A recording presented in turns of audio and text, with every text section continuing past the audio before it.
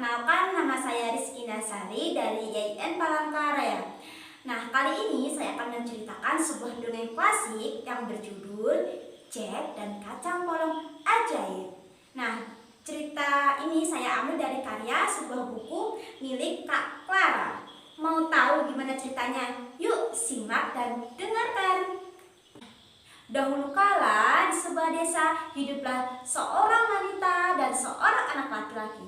Anak muda itu bernama si Jack. Kehidupan mereka sungguh sangat miskin. Harta yang mereka miliki hanyalah seekor sapi tua yang menghasilkan sedikit susu. Akhirnya sang ibu menyuruh si Jack untuk menjualkan sapi tersebut ke pasar. Di tengah perjalanan, si Jack bertemu dengan seorang kakek tua. Kakek itu pun menegurnya. "Hai Jack, maukah engkau menukarkan sapimu dengan sebiji kacang ini, Jack?" Jack pun terkejut. "Apa? Menukarkan sapiku dengan kacangmu?" "Benar, Jack. Ini adalah kacang ajaib, Jack. Jika engkau menanam dan membiarkan semalaman, maka ia akan tumbuh besar, Jack, sampai ke atas langit, Jack." Tanpa berpikir panjang, akhirnya si Jack pun menyetujui semuanya. "Baiklah, kalau begitu akan kutukarkan sapiku dengan kacangmu." Sesampainya di rumah, ibu Jack sangat-sangat terkejut dan marah besar. "Kamu benar-benar tak tahu diri, Jack. Bagaimana mungkin bisa kita hidup dengan sebiji kacang ini?" ujar ibu yang marah dan melemparkan biji kacang tersebut keluar dari jendela. Jack pun terdiam dan tak bisa berbuat apa-apa. Keesokan paginya, sang ibu dan Jack terkejut. Mereka mendapati sebuah pohon besar yang sangat tinggi sampai ke atas langit. "Wah, benar apa kata si kakek itu," gumam Jack dalam hatinya. Lalu dengan hati-hati si Jack memanjat pohon tersebut sampai ke atas awan. Akhirnya si Jack sampai di atas awan. Di sana ia melihat sebuah istana yang begitu besar dan mengerikan. Aku haus dan lapar. Mungkin di istana itu aku bisa mendapatkan sedikit makanan, gumam si Jack tanpa berpikir panjang. Sampainya di depan pintu, ia pun mengetuknya dengan keras. Krek, pintu besar itu terbuka.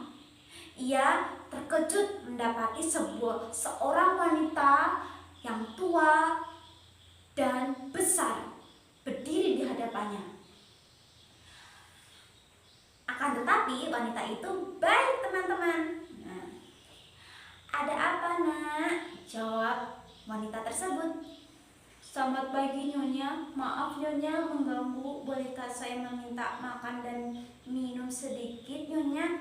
jawab si Jack dengan hormat. "Wah, kamu baik dan sopan sekali, Nak. Masuklah, Nak, makan di sini, makan," ujar wanita tersebut. Ketika sedang makan, tiba-tiba terdengarlah suara langkah kaki yang begitu besar. Dem, dem, dem.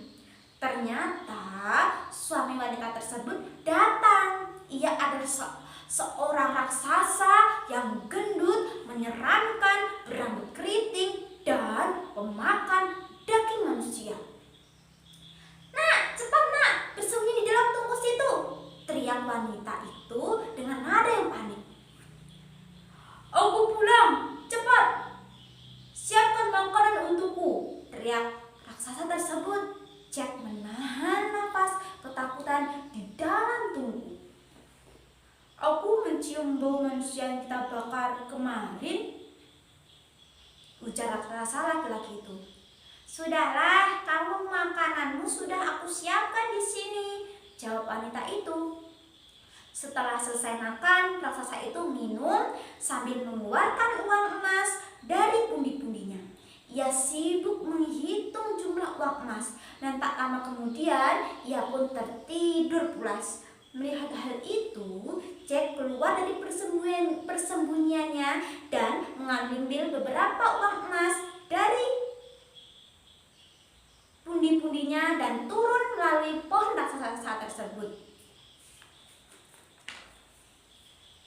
Sampainya di bawah, si Jack memanggil ibunya. "Ibu, ibu, lihatlah bu, ini emas bu. Mulai sekarang kita akan menjadi seorang yang kaya raya bu," ujar si Jack dengan nada yang begitu gembira. "Tak mungkin kau nak mendapatkan uang sebanyak ini. Apa yang kamu lakukan nak?" tanya ibu Jack. Lalu Jack menceritakan semua kejadiannya di atas kepada ibunya. Sang ibu terlihat tak begitu senang. "Jack, daripada kau mencuri, lebih baik kita bekerja di ladang, Jack," ujar ibu Jack menasihati si Jack. Akan tetapi Jack tidak peduli dengan nasihat ibundanya. Semenjak saat itu, si Jack hanya bersantai-santai, tidak pernah bekerja, hanya tidur-tiduran di dalam rumah. Tak berapa lama kemudian, uang hasil curiannya habis teman-teman. Si Jack kembali memanjat pohon tersebut menuju istana yang begitu menyeramkan. Sesampainya di dalam istana, "Kau datang lagi nak, ada apa?" tanya wanita raksasa tersebut. "Selamat siang Nyonya, maaf mengganggu Nyonya. Saya dari tadi pagi belum makan Nyonya. Bolehkah saya meminta minum dan makan di sini Nyonya?"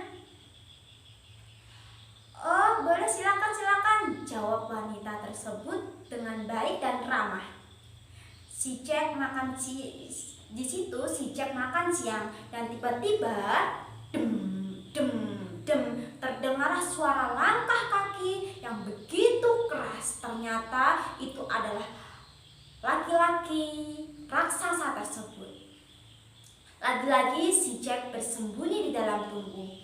Kali ini raksasa laki-laki itu pulang membawa harpa. Sambil meminum, raksasa itu berkata, "Hai harpa, mainkan melodi yang indah untukku." Ajaibnya, harpa itu memainkan sendiri sebuah melodi yang begitu indah. "Harpa itu pasti mahal sekali," gumam si Jack di dalam hati. Jack mengambil harpa tersebut. "Tuan, tuan, ada pencuri tuan!" Tiba-tiba harpa itu berteriak. Raksasa itu pun akhirnya terbangun dari bangunnya. Lalu ia mengejar si Jack yang turun melalui pohon raksasa tersebut. Raksasa itu pun terus mengejar si Jack. Ketika hampir sampai di bawah, Jack berteriak kepada ibunya. "Ibu, ibu, tolong ambilkan kapak bu, bu, tolong bu, tolong." Betapa terkejutnya sang ibu melihat ada raksasa yang mengejar Jack. Ia langsung mengambil kapak tersebut. Begitu Jack sampai di dalam rumah, ia langsung menebang pohon tersebut dengan kapaknya. Tak lama kemudian, krek krek krek, buk, pohon kacang itu pun roboh dan raksasa itu pun mati. Sang ibu sangat lega. Ia melihat Jack dengan selamat. "Jack, betapapun miskinnya kita, bekerjalah dengan sungguh-sungguh Jack. Mengambil barang hak orang lain itu tak baik Jack," jawab sang ibu. Maafkan aku bu, mulai sekarang saya akan bekerja dengan sungguh-sungguh bu," janji Jack kepada ibunya. Sejak saat itu Jack bekerja dengan sungguh-sungguh. Harpa ajaib itu selalu memainkan melodi-melodi indah yang bisa menambah semangat Jack untuk bekerja. Nah adik-adik, adapun hikmah dari kisah si Jack dan kacang polong ajaib. Pertama, kita tidak diperbolehkan untuk bersikap serakah dan mencuri. Karena selain merugikan orang lain, sifat serakah dan mencuri juga dapat merugikan diri kita sendiri. Oleh karena itu lebih baik kita saling menolong, berkasih sayang, jujur, dan bersyukur. Selain itu Nabi Muhammad juga berpesan dalam hadisnya, sesungguhnya jujur itu membawa kepada kebaikan dan kebaikan itu membawa ke surga. Hadis riwayat Bukhari dan Muslim.